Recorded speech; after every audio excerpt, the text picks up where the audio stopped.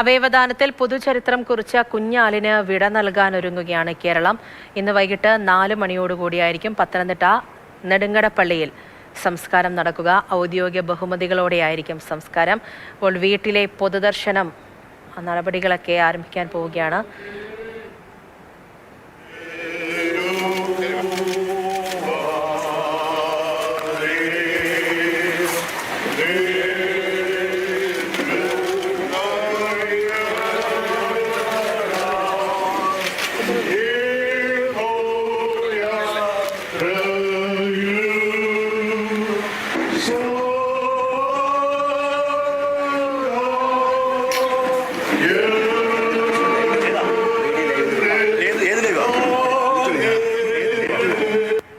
കുഞ്ഞിൻ്റെ വീട്ടിലാണിപ്പോൾ ഭൗതിക ശരീരമുള്ളത്.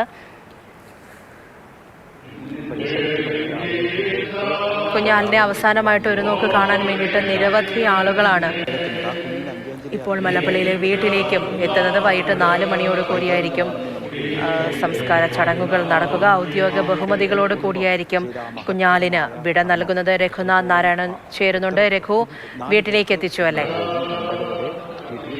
മോർച്ചറിയിൽ നിന്നൊരു 3 കിലോമീറ്റർ മാറിയാണ് വീടുണ്ടാകുന്നത്. അവിടേക്ക് ആംബുലൻസിൽ ആളിന്റെ മൃതദേഹം എത്തിച്ചിരിക്കുകയാണ്. ഈ ആംബുലൻസ് കടന്നു വന്ന വഴികളിലൊക്കെ ആളിനെ കാണാൻ വേണ്ടി, അല്ലെങ്കിൽ ആളിനോടുള്ള ആദരാഞ്ജലികളുടെ ഭാഗമായി, ആളിനോടുള്ള സ്നേഹം പ്രകടിപ്പിക്കുന്നതിന്റെ ഭാഗമായി ആളുകളൊക്കെ വീടിന്റെ പുറത്തിറങ്ങി നിന്ന് ഈ ആംബുലൻസിലേക്ക് നോക്കുന്നുണ്ടായിരുന്നു. വീട്ടിലും വലിയ ആൾത്തിരക്കുണ്ട്. ഉച്ചയ്ക്ക് 2 മണി വരെ മൃതദേഹം ഇവിടെ പൊതുദർശനത്തിന് വെക്കും. ഇതിനുശേഷം ഇവിടെ തൊട്ട് അടുത്തുള്ള പള്ളിയിലേക്ക് കൊണ്ടുപോകും. അവിടെയും 1 മണിക്കൂറോളം പൊതുദർശനത്തിന് വെച്ചതിന് ശേഷമായിരിക്കും പൂർണ്ണ ഔദ്യോഗിക ബഹുമതികളോടുകൂടി സംസ്കാരം നടക്കുക. രഘുനാഥ് നാരായണനാണ് കാര്യങ്ങൾ പറഞ്ഞത്. വീട്ടിലേക്ക് എത്തിച്ചിട്ടുണ്ട്. അപ്പോൾ വൈകുന്നേരം 4 മണിയോട് കൂടിയായിരിക്കും സംസ്കാരം നടക്കുക. ഔദ്യോഗിക ബഹുമതികളോടുകൂടി തന്നെയാണ് ആലിന് കേരളം വിട നൽകുന്നത്. കാരണം എത്രയും വലിയ തീരുമാനമാണ് ആ കുടുംബം കൈക്കൊണ്ടത്. കുഞ്ഞാലിന് വിട വാങ്ങുന്നു എന്ന് പറയുമ്പോഴും 5 പേരിലൂടെ ആ കുഞ്ഞ് അതിൻ്റെ ഓർമ്മകളൊക്കെ നിലനിൽക്കും.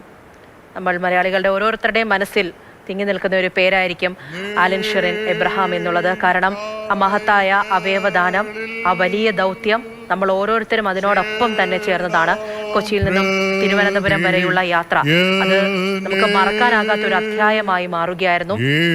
ശരിയാണ്, മുൻപും അവയവദാന പ്രക്രിയ സംബന്ധിച്ചുള്ള നടപടിക്രമങ്ങളൊക്കെ തന്നെയും നമ്മൾ ഒരുപാട് സംസാരിച്ചിട്ടുള്ളതാണ്. പക്ഷേ വേദനയോടുകൂടി തന്നെ കേട്ട ഒരു വലിയ ദൗത്യമായി തന്നെ മാറുകയായിരുന്നു ഇത്. 5 പേർക്കാണ് പുതുജീവൻ ഏകുന്നത്.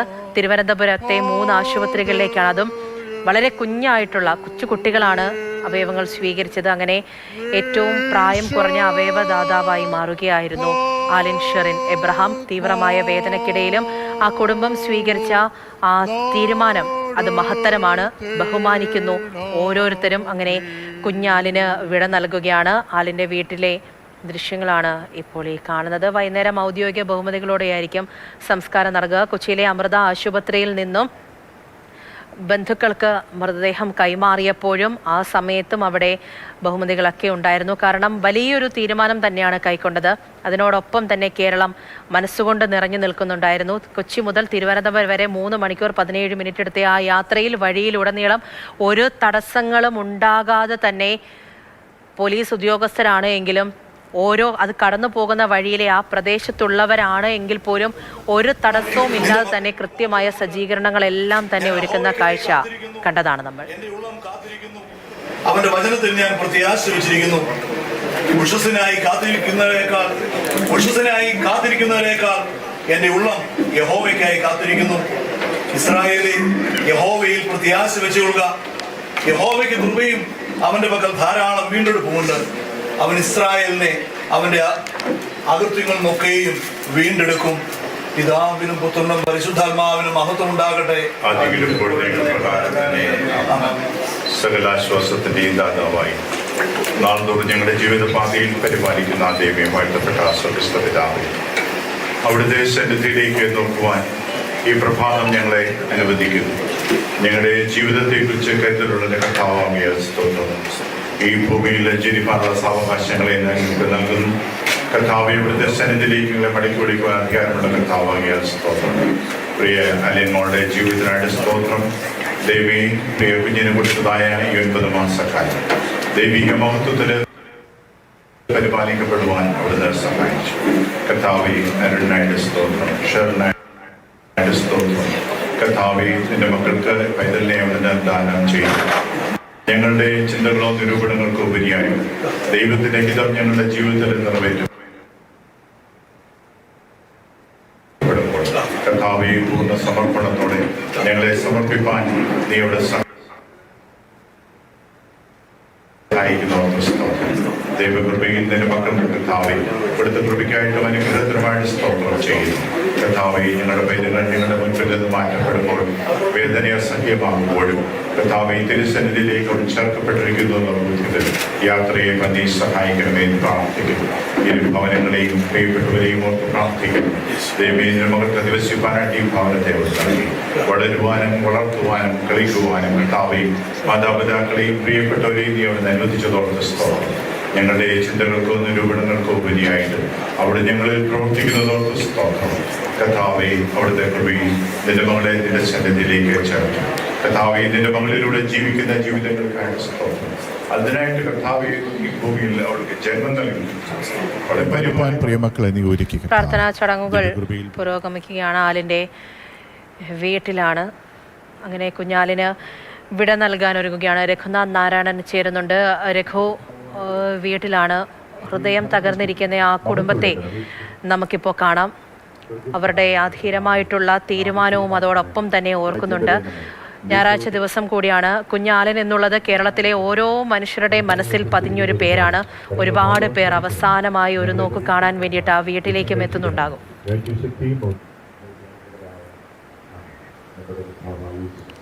രാജ്യം വരേണ്ടത് പോലെ ഭൂമിയിൽ ആവശ്യമുള്ള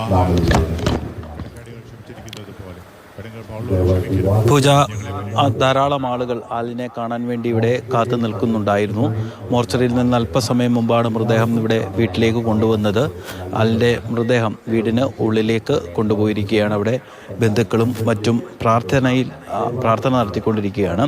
ഇതിനുശേഷം മൃതദേഹം പുറത്ത് വീട്ടുമുറ്റത്ത് തയ്യാറാക്കിയിട്ടുള്ള പന്തലിലേക്ക് കൊണ്ടുവരും. അവിടെയായിരിക്കും 2 മണിവരെ പൊതുദർശനത്തിന് വേണ്ടി വെക്കുക. ഇതിനുശേഷമായിരിക്കും പള്ളിയിലേക്ക് കൊണ്ടുപോകുക. പൂർണ്ണ ഔദ്യോഗിക ബഹുമതികളോടുകൂടിയായിരിക്കും സംസ്കാരം നടക്കുക. നമ്മൾ ആദ്യം തൊട്ട് പറയുന്ന ഒരു കാര്യമുണ്ട്. ഈ ആലിനെ അറിയാവുന്ന, നമുക്ക് തന്നെ ആലിനെ അറിയാവുന്നത് 2 ദിവസമായിട്ടാണ്. പക്ഷേ നമുക്ക് മാത്രമല്ല ഈ വാർത്ത കാണുന്ന അല്ലെങ്കിൽ ഇത് അറിഞ്ഞ ആളുകൾക്കൊക്കെ ആലിൻ സ്വന്തം വീട്ടിലെ ഒരു കുട്ടിയായി മാറിയിരിക്കുകയാണ്. പ്രത്യേകിച്ച് നമുക്ക് പരിചയമില്ലാത്ത യാത്രക്കിടയിൽ കണ്ടുമുട്ടുന്ന അല്ലെങ്കിൽ ഒരു മിന്നായം പോലെ ഒരു കുഞ്ഞിൻ്റെ മുഖം നമ്മളുടെ മനസ്സിലേക്ക് അല്ലെങ്കിൽ നമ്മളുടെ മുന്നിൽ കൂടി കടന്നുപോയാൽ നമുക്ക് എപ്പോഴും കുഞ്ഞുങ്ങളെ കാണുമ്പോൾ എത്ര ദുഃഖത്തിലിരിക്കുന്ന മനുഷ്യർക്കാണെങ്കിലും ഒരു സന്തോഷമാണ്. അതുകൊണ്ടാണ് കുഞ്ഞുങ്ങളെപ്പോഴും ദൈവത്തിൻ്റെ വരദാനമെന്നൊക്കെ നമ്മൾ പറയാറുള്ളത്. അതുപോലെ തന്നെ കുഞ്ഞുങ്ങളെ കണ്ടാൽ ഒന്ന് തൊടാത്ത അല്ലെങ്കിൽ ചിരിക്കാത്ത, കവളത്തൊന്ന് തൊട്ടു നോക്കാൻ ആഗ്രഹിക്കാത്ത മനുഷ്യരില്ല. അത്രമേൽ കുഞ്ഞുങ്ങളോട് എല്ലാവർക്കും വലിയ സ്നേഹമാണ്, ഇഷ്ടമാണ്. പ്രത്യേകിച്ച് 10 മാസം മാത്രം പ്രായമുള്ള ഒരു കുഞ്ഞ്, അവൾ ചിരിച്ചു തുടങ്ങുന്ന, പതുക്കെ നടന്ന് തുടങ്ങാൻ പോകുന്ന പ്രായമാണ്. ആ പ്രായത്തിലൊക്കെ ഉള്ള വീട്ടിൽ കുഞ്ഞുങ്ങളുള്ള മനുഷ്യർക്കൊക്കെ എത്രത്തോളം വേദന, വീട്ടുകാരുടെ വേദന പോലെ തന്നെ അത്രമേൽ വേദനയായിരിക്കും ആലിൻ്റെ വാർത്തകൾ കേൾക്കുമ്പോൾ. എന്ന് മാത്രവുമല്ല, അവളുടെ അച്ഛനും അമ്മയും സമൂഹത്തിന് കൊടുത്തൊരു സന്ദേശമുണ്ട്, സമൂഹത്തിന് കൊടുത്തൊരു നന്മയുണ്ട്. ഒരു പക്ഷേ ആരും അറിയാതെ തന്നെ ആലിൻ്റെ മൃതദേഹവും അല്ലെങ്കിൽ ആലിൻ്റെ മരണവും കടന്നു പോകുമായിരുന്നു. മൃതദേഹം സ്വാഭാവികമായി തന്നെ അടക്കം ചെയ്യുമായിരുന്നു. പക്ഷേ ആലിൻ്റെ ശരീരത്തിലുള്ള എന്തെല്ലാം കാര്യങ്ങൾ ദാനം ചെയ്യാൻ പറ്റുമോ അതെല്ലാം ദാനം ചെയ്യാൻ വേണ്ടി കുടുംബം മുന്നോട്ട് വരികയും 5 പേർക്ക് ജീവിതത്തിലേക്കുള്ളൊരു പുതു യാത്ര, ആലിനെവിടെയാണോ യാത്ര അവസാനിപ്പിച്ചത് അവിടെ നിന്ന് പുതിയായി 5 പേർക്ക്, എല്ലാവരും കുഞ്ഞുങ്ങളാണ്. ആ കുഞ്ഞുങ്ങൾക്ക് അവരുടെ ആയുസ്സിലേക്കുള്ളൊരു ദീർഘയാത്ര തുടങ്ങാൻ വേണ്ടിയുള്ളൊരു കാരണം ആലിനും ആലിൻ്റെ അവയവങ്ങളും ആ അവയവങ്ങൾ ദാനം ചെയ്യാൻ ആലിൻ്റെ അച്ഛനും അമ്മയും എടുത്ത ആ ദുഃഖഭാരത്തിനിടയിലും അവരെടുത്ത ധീരമായ നന്മയുള്ള തീരുമാനം കൂടിയാണ്. കഴിഞ്ഞ 2 ദിവസമായി നമ്മുടെ മാധ്യമങ്ങളിലെല്ലാം ആലിൻ അങ്ങനെ നിറഞ്ഞു നിൽക്കുകയാണ്. സ്വാഭാവികമായിട്ട് തന്നെ വാർത്ത വായിക്കുന്ന, വാർത്ത കാണുന്ന ആളുകൾക്കൊക്കെ ആലിൻ അവരുടെ കൂടെ അവരുടെ ആരോ ഒരാളായി മാറിക്കഴിഞ്ഞിരിക്കുകയാണ്.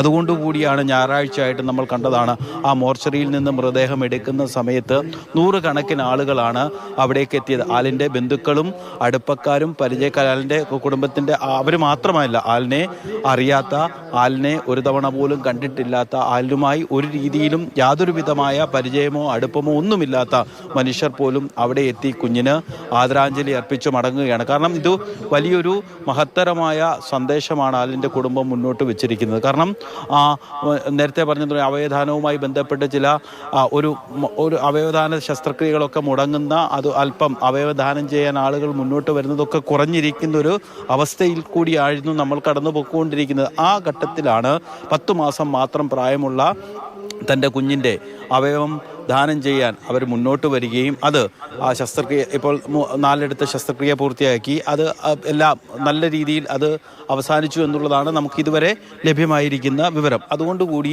ആലിൻ സാധാരണ നമ്മൾ ഈ രാഷ്ട്രീയക്കാരൊക്കെ മരിക്കുമ്പോൾ മുദ്രാവാക്യം വിളിക്കാറുണ്ട്, ഇല്ല മരിക്കില്ല എന്നൊക്കെ രീതിയിൽ. അതേ സത്യത്തിൽ അങ്ങനെ ഒരു മുദ്രാവാക്യം വിളി ഇവിടെ ഇല്ലെങ്കിൽ പോലും ജനങ്ങളുടെ ഹൃദയങ്ങളിൽ അവർ ജീവിച്ചിരിക്കുന്നിടം വരെ ഒരു ഈ അവയവദാനത്തെക്കുറിച്ച് ഉള്ള വാർത്തകൾ വരുമ്പോൾ എപ്പോഴെങ്കിലും ആലിനെക്കുറിച്ച് ഓർക്കാതിരിക്കാൻ വേണ്ടി കഴിയില്ല. ആളുകളുടെ ഓർമ്മയിൽ എപ്പോഴും ആലിൻ ഉണ്ടാകുക തന്നെ ചെയ്യും.